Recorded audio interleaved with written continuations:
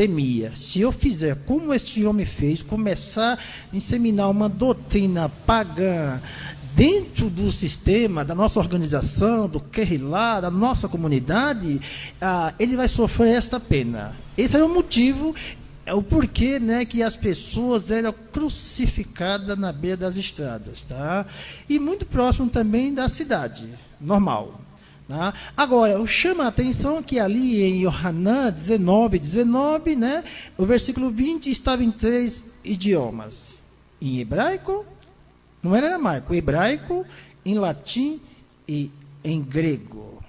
Sabemos realmente que o hebraico, a língua comum do povo de Israel, dos judeus, era o hebraico. Mas o latim, a língua do Império Romano, o povo tinha o poder de domínio na época, então o idioma, né, prevalecia em qualquer comunidade, né, da época, porque o comando, né, o sistema, o império era romano. Mas em grego, tinha necessidade de uma inscrição? Mas ali não estava em grego. A Bíblia judaica diz que estava em grego, hebraico e latim. Tá? Isso é real. Estava em grego, hebraico e latim.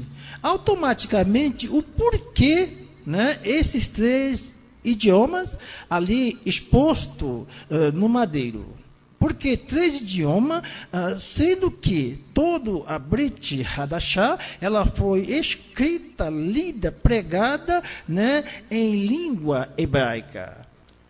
Mas aí fica difícil, né, de nós dizer, foi os hermeneutas que realmente colocou essa inscrição. Não, foi o próprio Pilatos, né, o que eu escrevi. Então, automaticamente, tinha uma grande influência nos dias, né, do Mashiach e o segmento da igreja, ou do Kehillah na terra, tinha influência o idioma, inclusive o grego, tá? Porque se você levar 280 anos antes de Mashiach, amém, o próprio, né, rei, através de Alexandre, teria que helenizar o mundo, uma cultura, impregnar no povo uma cultura, um idioma, um sistema, tá?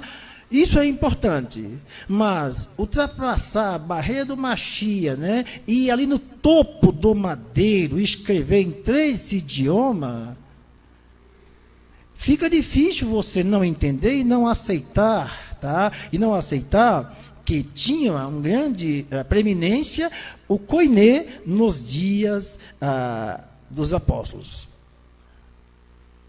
Então, já foi respondido 10 minutos e agora 10 minutos para o nosso irmão Robson. Bem, agora vamos direto ao assunto. Exatamente ali no madeiro, acima do madeiro, não estava escrito em grego. Quem colocou escrito em grego foram os padres católico, apostólico romano. E uma prova de que a polissemia, o que é a polissemia, gente? Para vocês terem ideia, a polissemia é uma palavra que você fala, por exemplo, em inglês. I have a problem in the 42th Street because we have a strike. Nós temos um problema aqui na rua 42 porque nós temos um strike.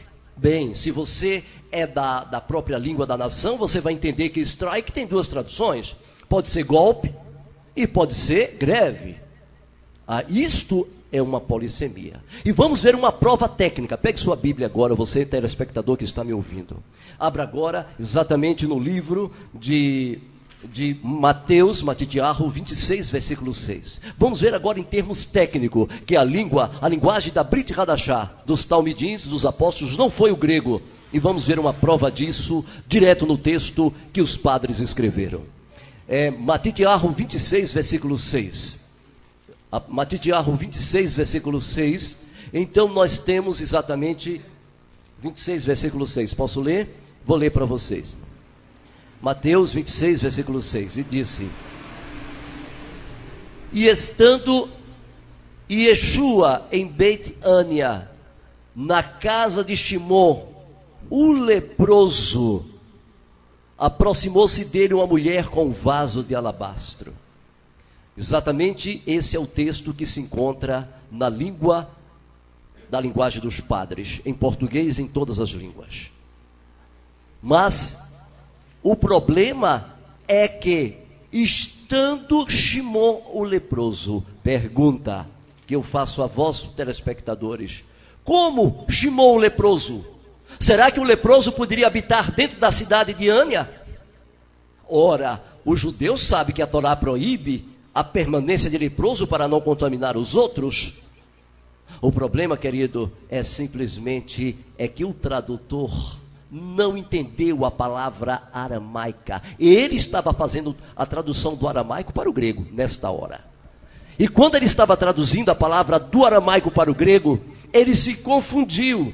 A expressão é aramaica exatamente garba, por causa das consoantes. Ou seja, o aramaico e o hebraico são escritos em consoantes, as vogais se falam na boca. E ele então se confundiu. Exatamente, ele leu como Garabá. E só que Garabá significa leproso. E não era Garabá, era Garba. E o sentido é outro. Vamos ler agora no original? Vamos lá.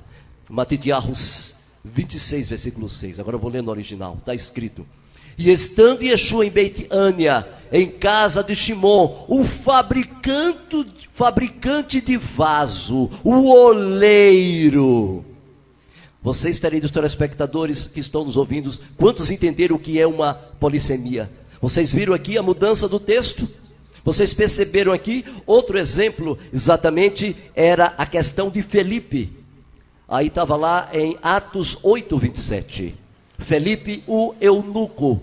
Aquele Felipe, o eunuco, ora, quem me diz e quem já me disse que um eunuco que é castrado poderia entrar no templo?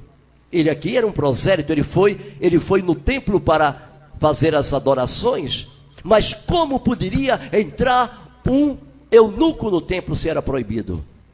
A palavra aqui, prezados telespectadores, foi uma tradução. O nosso amigo grego que estava traduzindo, os padres que estavam traduzindo, ele se esqueceu, ele não entendeu a palavra. A palavra em aramaico era mahaima, e eles confundiram com a palavra mahima, e então colocou eunuco. E a palavra mahaima não é eunuco, mas a palavra é crente. Então, assim está escrito no livro de Atos. E Filipe, um crente que foi adorar em Jerusalém. Outra coisa terrível, por exemplo, em Marcos 2,26, o grego cita o sacerdote Abiatar. E o outro, 1 Samuel, fala que o sacerdote é Aimeleque. Você já salgou alguma coisa com fogo? Alguém aqui já salgou alguma coisa com fogo? Pois os nossos amigos que traduziram, na hora que ele traduziu o texto, ele se confundiu e pegou a palavra e traduziu como: e vós salgareis com fogo. Isso se chama polissemia. Sabe quantas dessas tem aqui? Eu tenho todas diante de vocês, queridos telespectadores. Quem desejar obter todos os textos polissêmicos poderá entrar em contato conosco. Isso é uma prova irrefutável que o Novo Testamento, a Brit Hadashah, nunca foi escrito em grego, mas em hebraico e aramaico. Muito bem, agora tem o nosso irmão Azarias, mais 5 minutos para tréplica. Só queria que eu respondesse, por gentileza. Shimon, o que aí na versão aramaica?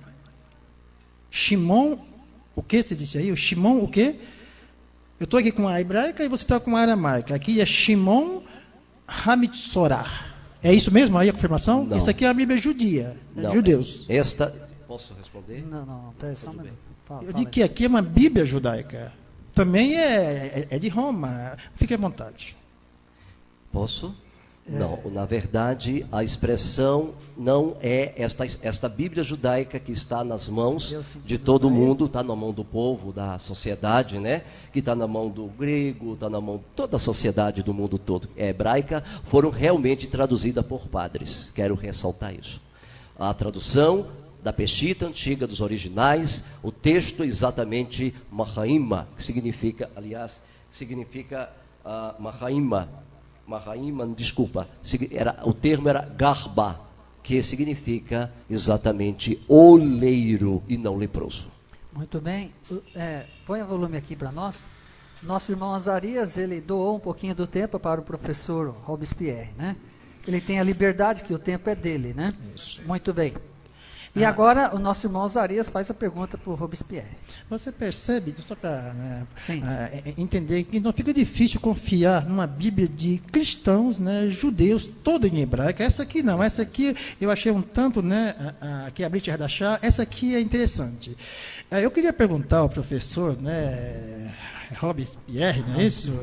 Pessoa que eu simpatizei muito pela sua, né, simpatia, né, e um bom conhecimento, né, um poliglota, vamos dizer assim.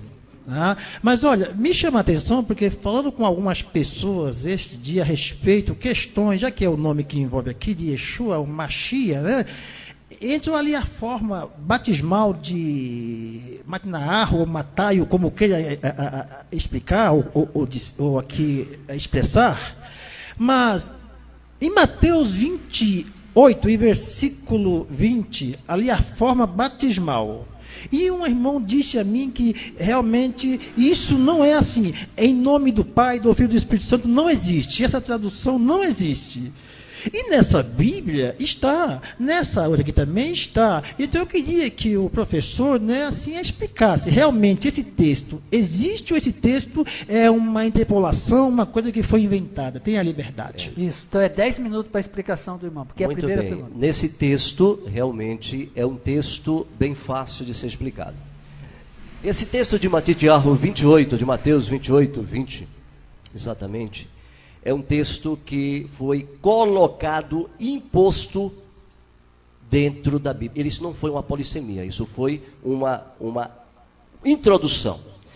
E a própria Igreja Católica, ela confessa isso. Anote aí, quem tem a Bíblia de Jerusalém, quem tiver a Bíblia de Jerusalém, eu acho que alguns aqui têm a Bíblia de Jerusalém, você vai ver lá no rodapé, ali no rodapé, bem na base inferior, está escrito: este texto foi acrescentado posteriormente. Esta forma não existe, porque na realidade a expressão exatamente que foi usado pelo Mashiach ali, quando ele disse, mas os príncipes, exatamente Mateus 28, versículo 20, ele usou a expressão exatamente o que está escrito aqui. Portanto, ide, fazei tal-me de todas as nações, em meu nome. Foi a única coisa que Yeshua disse. Então, queridos, a própria Igreja Católica, ela abre o jogo que este texto, ele foi posteriormente colocado pelos padres. Assim também como outros textos. Um dos textos que foram inseridos pelos padres. Vocês por acaso já viram aquele texto da mulher adúltera? Mulher, ninguém te condenou? Eu também não te condeno, mulher. Aquele texto, aquela história foi acrescentada pelos padres. Não existe. E a prova está comigo. Quando nós pegamos os textos mais antigos, que se aproxima do ano de 1000, 1100, 1200, e estou com todo o material nas mãos que prova isso categoricamente. Inclusive, os próprios evangélicos falam isso. Outra prova dos textos é o Pai Nosso. Pai nosso que estás nos céus, santificado seja o teu nome. É uma oração bonita, mas nunca Yeshua fez esta oração. É uma oração que foi posteriormente acrescentado pelos padres. Outro texto terrível é aquele no batismo de Yeshua. Na hora que ele estava batizando, apareceu uma pomba. Exatamente os padres e o próprio Armindo de Abreu, em seu livro, ele retrata isso. Poderia, por acaso, a mãe estar ausente no batismo do filho?